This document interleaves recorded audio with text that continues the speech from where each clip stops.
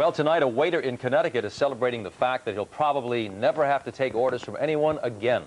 And that's because 26-year-old Scott Miller of Litchfield today claimed his share of Connecticut's record $31 million lotto jackpot. Now, he's going to get $15.8 million over the next 20 years. And last night's drawing made Miller believe in miracles. I noticed that I had one number, and then two, then three, and then on, and I had the whole thing. It just completely blew my mind.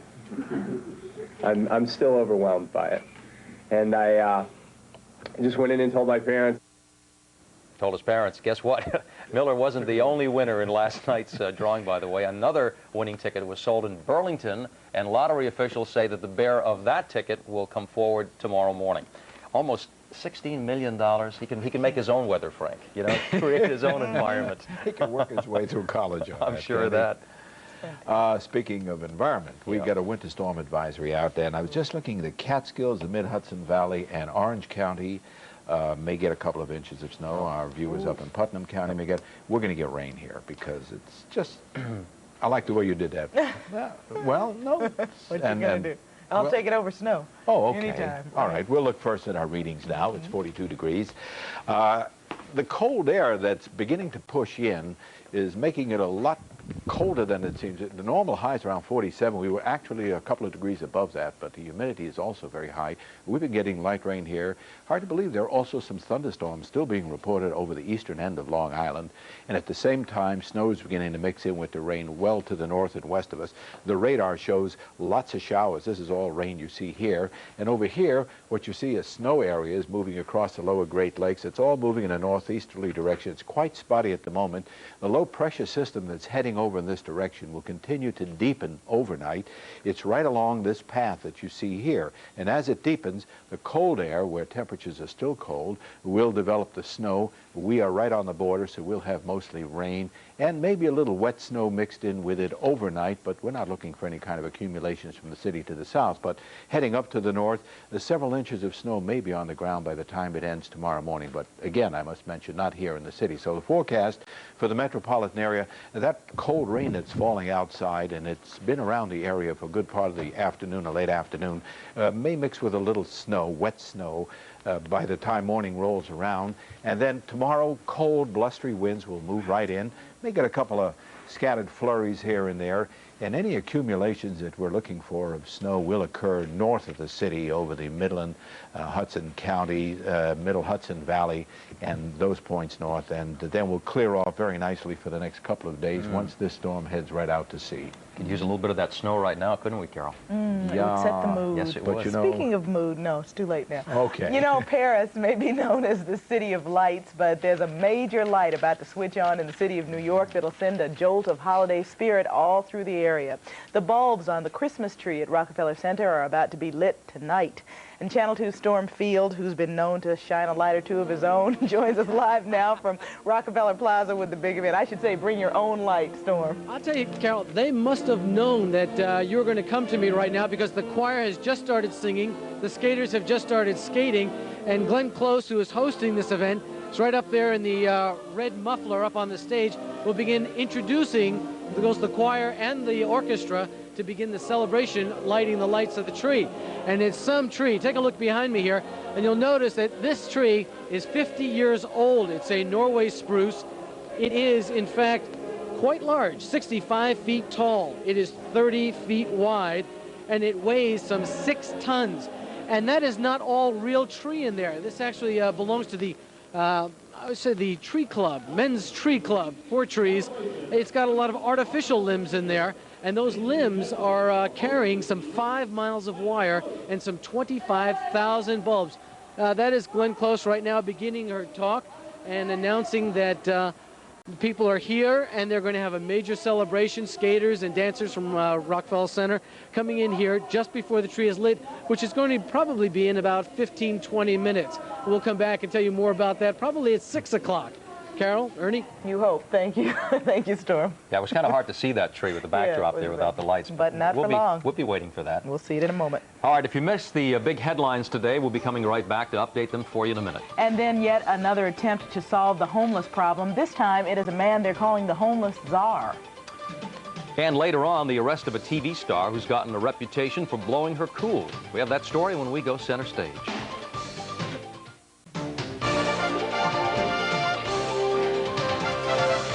You're watching Channel 2 News at 5. Winner of the Emmy Award for New York's Outstanding Newscast.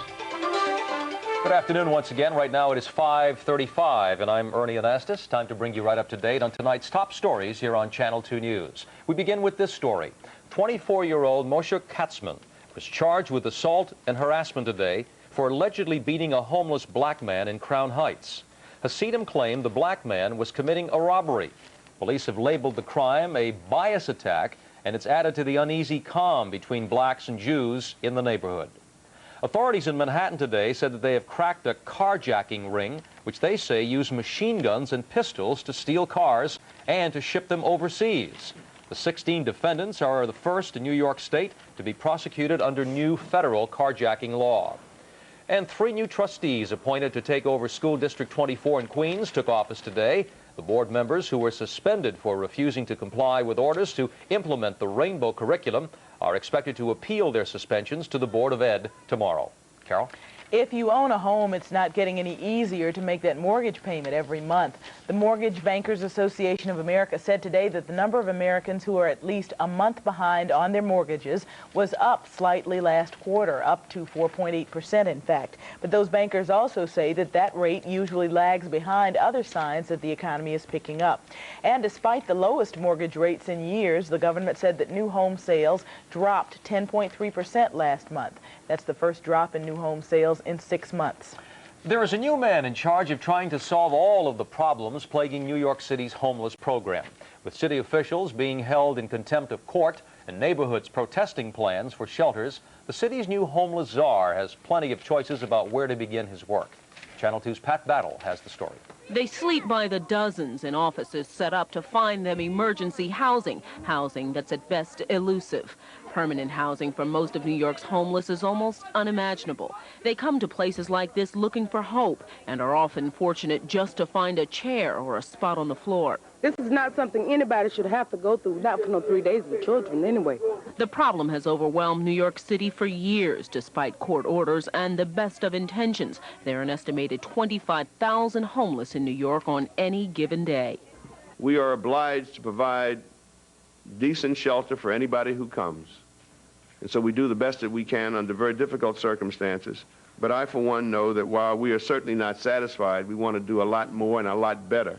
To that end, the mayor today signed an executive order creating a new city agency that will take on the homeless problem in total, eventually eliminating the need for several other agencies, including Human Resources, the Housing Authority, and the Department of Housing Preservation.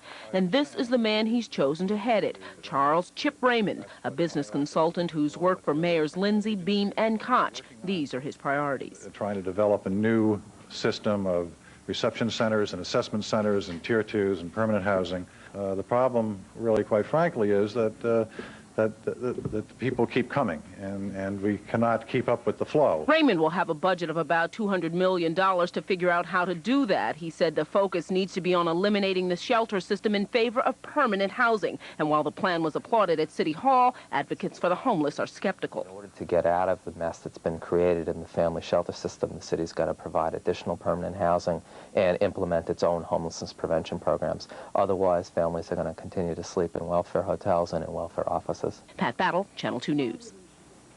There is an amazing new way to stop a silent killer that can explode in your body at any time. Coming up next, what was once a complicated operation may not even require a hospital stay anymore. The story in our 5 o'clock Health Watch. A new constitutional amendment that expands New Jersey's death penalty takes effect tomorrow, and Governor Jim Florio is already asking legislators to plug any loopholes in the law.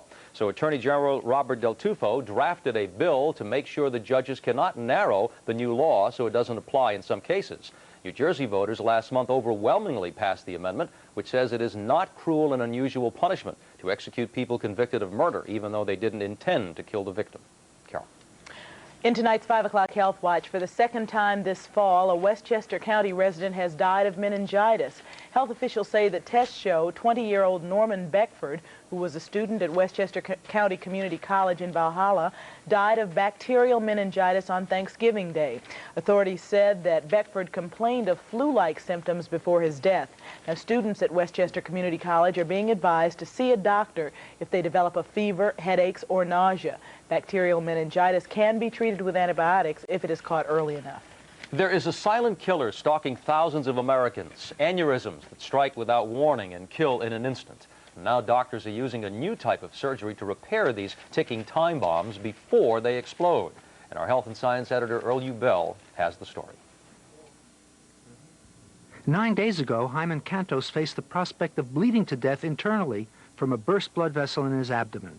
His chances were 1 in 4 that could happen. Today, the medical team that changed those odds with a clever and safe operation held a news conference to share their triumph. 9 days ago, a team of surgeons and radiologists fixed a large and very threatening abdominal aneurysm through a very small incision, 2 to 3 inch incision, in the groin. And this was carried out under local anesthesia in a 60-year-old man. An aneurysm is a ballooning out of an artery wall. It thins out so much that it can rupture, pouring out blood by the pint. It would have been impossible for Hyman Cantos to go through the regular surgery. He had a weak heart and blocked lungs, and furthermore, he was close to 70. He was categorically inoperable by our standard techniques. He could not have been anesthetized. The standard operation involves opening the abdomen, cutting back the aneurysm, and closing up again. It takes 4 hours and a lot of painkillers and blood transfusions. This diagram shows the location of Cantos's aneurysm on the aorta in the abdomen. The doctors did the repair by snaking a tube about 1/4 of an inch in diameter up the femoral artery to the aneurysm.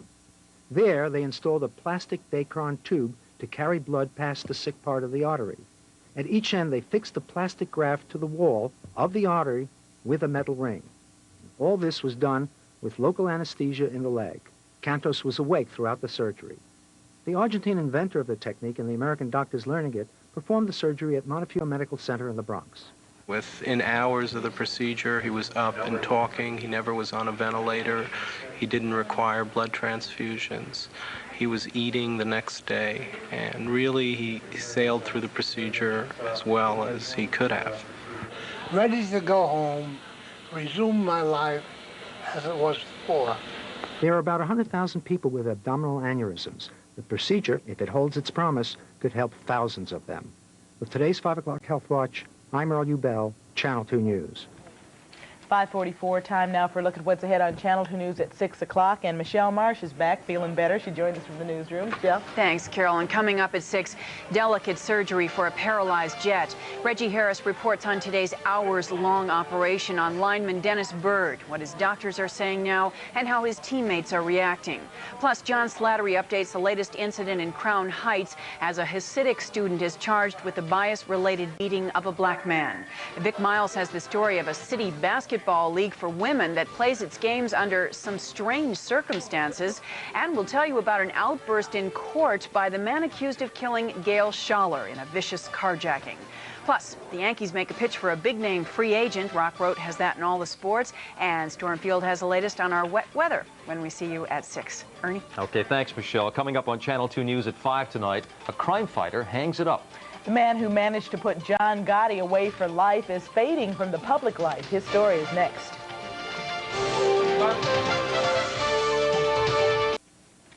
The Cold War may be over now, but there is new evidence today that Russia is building new weapons to try to revive its economy. Russia's acting prime minister told the Congress of People's Deputies today that he has signed contracts to sell more than $2 billion in weapons to China, India, and Iran. Now, Russian leaders have been taking heat from conservatives and communist protesters who blame their reforms for the collapse of the economy there. Just yesterday, President Boris Yeltsin survived attempts by some legislators to impeach him from office. Two crime fighters who have made their names putting crooks behind bars in our area have announced that they're calling it quits. U.S. Attorneys Andrew Maloney and Otto Obermeyer have both issued resignations within the past 24 hours, and Channel 2's Mary Murphy has the story of the prosecutors and politics. All right. One of them is the high-profile U.S. attorney for New York's Eastern Federal District, the man whose resume can boast he put John Gotti, boss of bosses, behind bars for life. The other is the Southern District prosecutor who might have liked the case but didn't get it, Otto Obermeyer, who also pursued his share of mobsters, drug dealers, and white-collar criminals. Today, both men publicly announced they're leaving. As Kenny Rogers says, you have to know when to hold them and know when to fold them. And both prosecutors acknowledge the folding of President Bush's Republican administration means they would likely need to go job hunting when Democrat Bill Clinton starts handing out jobs in the Justice Department. Presumably from his own party. For 60-year-old Andrew Maloney, a West Point graduate with 6 children, leaving Brooklyn is done with some sadness.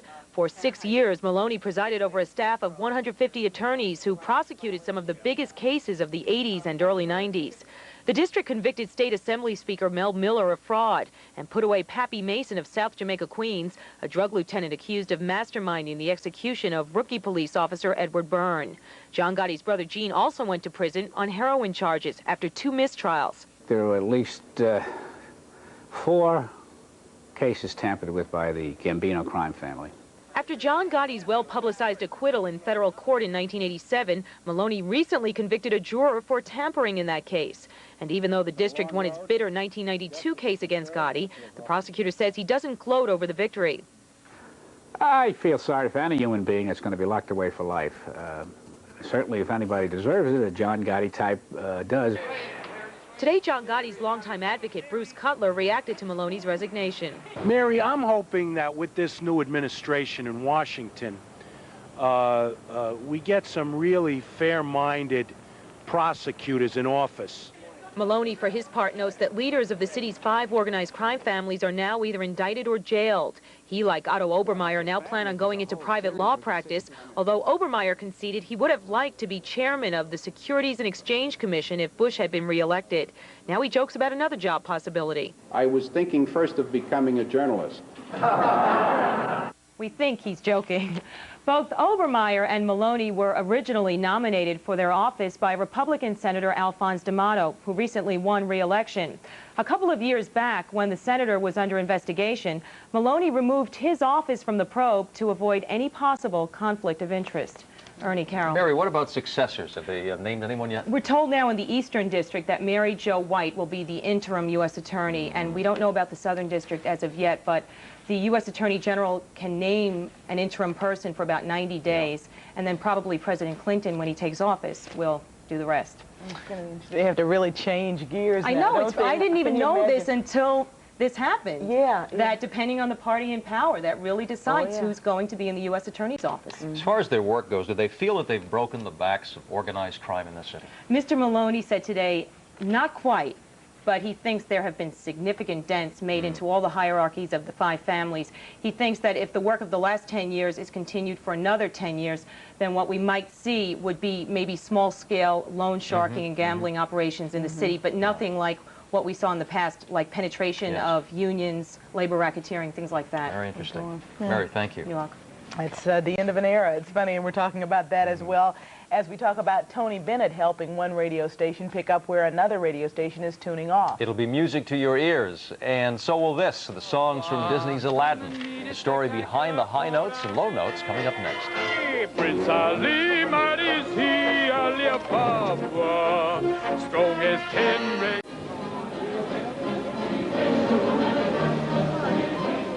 And it's beginning to look a lot like you-know-what. The tree now lit just moments ago at Rockefeller Center.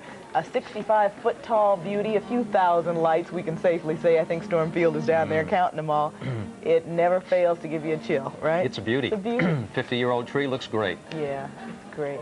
So we're into it. This is it. Jim's laughing there when I said 50 years old. It's a baby tree. That's right. We'll get some hot chocolate and we'll go down there and celebrate. It's a beautiful sight. All right, let's continue. Let's talk about big band pop music standards will still have a home on the radio dial even after WNEW signs off in a few days. WQXR AM changed formats and call letters today, turned off the classical music and turned into WQEW.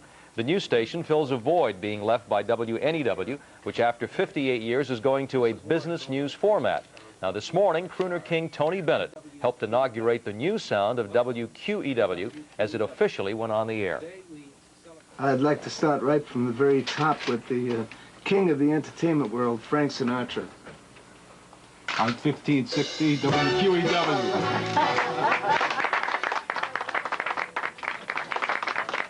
All right, WQEW's program director said the news station will do some things a little differently from WNEW. For one, the station will air music round the clock rather than occasional talk shows and football games. Good luck. Carol. Teen heartthrob Shannon Doherty's next big date will be in a courtroom after a most unladylike brawl broke out early today in Los Angeles. She's having a lot of problems with her reputation, seems. The Beverly Hills 90210 actress was charged with misdemeanor battery following a fight at a Hollywood nightclub. Police say that it started when Doherty's date allegedly stepped on the foot of another woman's date. Well, the two women got into a shoving match and each insisted that police arrest the other. Now, Shannon Doherty does have something of a history of being temperamental. Back in September, she refused to appear on the Emmy Award broadcast because she followed a fellow 90210 star in the lineup. If Disney executives had a magic lamp, they might wish their new film Aladdin would be a box office hit. They might also wish that its songs win Oscars like its predecessor, Beauty and the Beast. So far, the first wish is coming true, it seems, and with composers like Alan Menken and the late Howard Ashman in the driver's seat, Disney's carpet ride might be magic after all. Lyricist Howard Ashman, who died of AIDS in 1991, is the one who first proposed 4 years ago that Aladdin be adapted into an animated musical. Before his death, Ashman had collaborated on 6 songs with longtime partner Alan Menken. 3 of those songs made it into the film. Let me take your order, jot it down. You ain't never had a friend like me. 2 of the team's 3 songs, Friend Like Me and Prince Ali, feature Robin Williams in his singing debut. Menken says there's a basic formula he uses to create songs for animation. Prince Ali, fabulous he, Ali Ababa. You start from the story, you start from the characters and where the plot goes, and you know that you need to fit in an opening number. You have certain production numbers. There's a balance that just works. While Menken admits his collaboration with Ashman was a perfect balance for 14 years, he found himself in the precarious position of having to join forces with a new lyricist to finish the film. Tony Award winner Tim Rice says it was awkward at first, but it worked. I'm sure Howard would have wanted someone to finish the film because it was his idea. He came up with the initial outline for Aladdin. Rice hopes his title theme song, A Whole New World, performed by Brad Kane and Lea Salonga, will follow in the footsteps of last year's Beauty and the Beast by winning the Best Song Oscar next year. Close your eyes. Hold your breath, it gets better. And Aladdin has already won over plenty of moviegoers. It earned over $25 million after just 1 week in theaters. You see it yet? That's the show to see. You're Haven't going? seen it yet. Okay. That's Channel 2 News at 5 for this Wednesday. We'll see you later. I'm Carol Martin. And I'm Ernie Anastas. Channel 2 News is coming up next at 6.